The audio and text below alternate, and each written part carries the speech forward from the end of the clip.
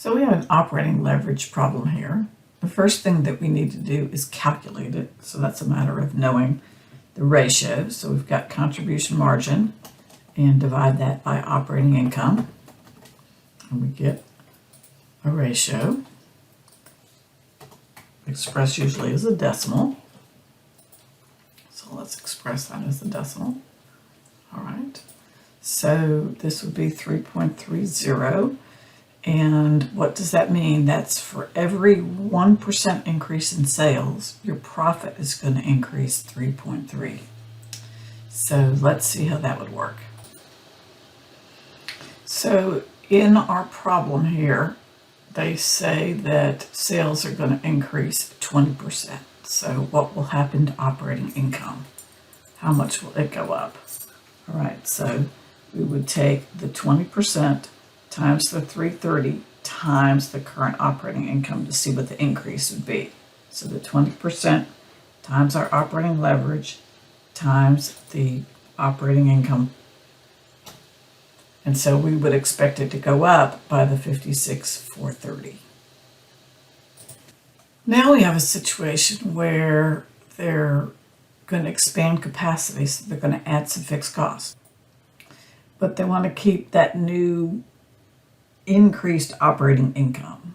So the new fixed costs are going to be 50% higher. So they were 196,650, and so we want that to go up by 50%.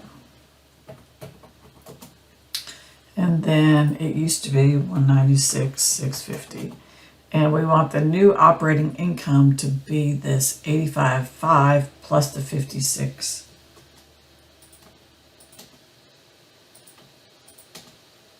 Like that. So from here, we can back into the contribution margin. Contribution margin minus fixed costs gives you operating income.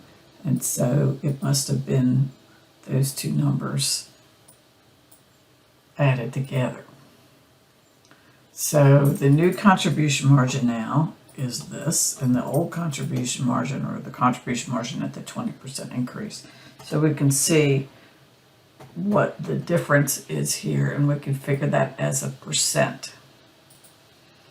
So what percent increase is that over the prior 338? It's like 2904. Notice that they asked for volume, but we don't have enough information to express this in volume because we don't know the contribution margin per unit.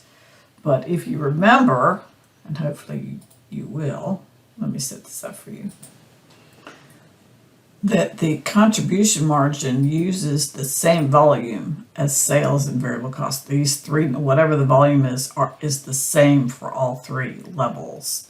The sales price per unit, variable cost per unit, and this being the subtraction of those two varies, but the volume here is the same. So whatever the volume directly relates to the contribution margin. So it is an indirect way of figuring out the percent increase in volume from the prior volume.